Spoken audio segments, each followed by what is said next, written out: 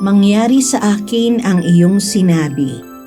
Mapayapang araw ng Lunes mga kapanalig, ipinagdiriwang natin ang kapistahan ng kalinis-linisang paglilihi sa mahal na Birheng Maria o Immaculate Conception of the Blessed Virgin Mary.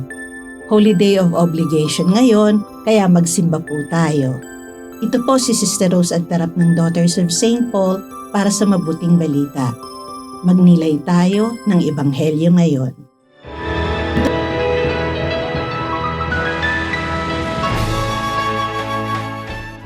Nang ika-6 na buwan, ang anghel na si Gabriel ay inutusan ng Diyos sa isang lungsod ng Galilea na tinatawag na Nazareth, sa isang birheng na idulog na sa isang lalaki sa lahi ni David na ang pangalan ay Jose at ang pangalan ng birhen ay Maria.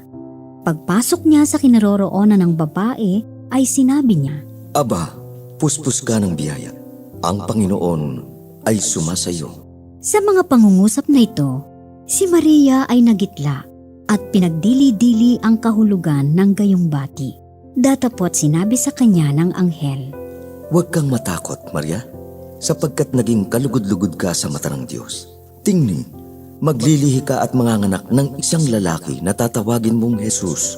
Siya ay magiging dakila at tatawaging anak ng kataas-taasan.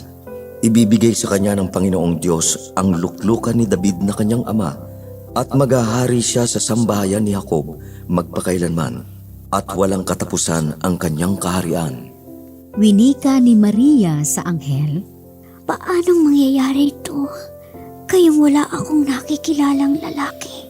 Bababa sa iyo ang Espiritu Santo at lililiman ka ng kapangyarihan ng kataas-taasan.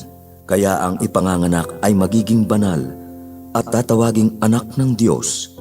At tandaan mo, ang kamag-anak mong si Isabel ay naglihiri ng isang lalaki sa kanyang katandaan at yaong tinatawag na baog ay nasa ika-6 na buwan niya sapagkat sa Diyos ay walang bagay na di mangyayari. Narito ang lingkod ng Panginoon. Maganap nawa sa akin ang iyong sinabi. At nilisan siya ng anghel.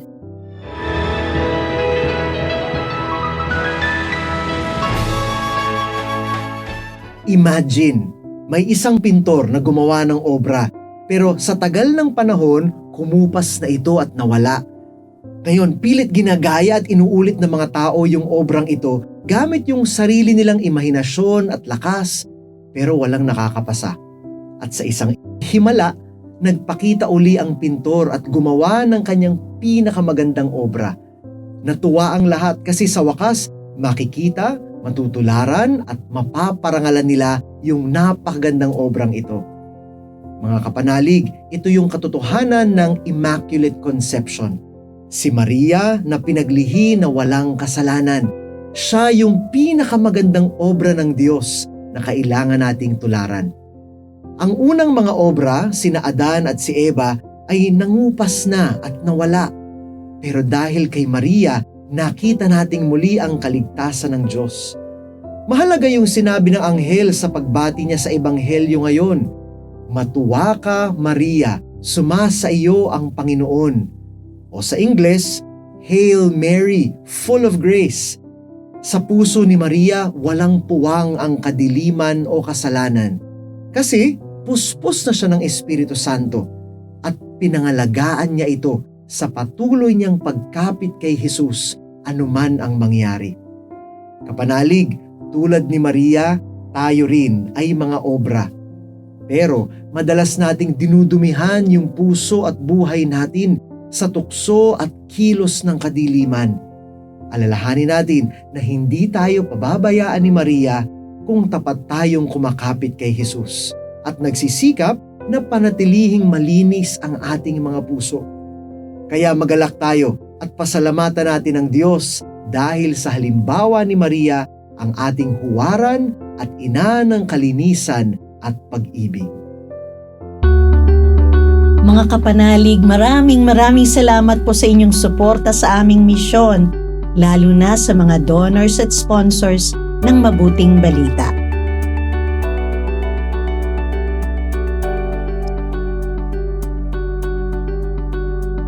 Subscribe, like, share, and follow po lines sa aming social media accounts.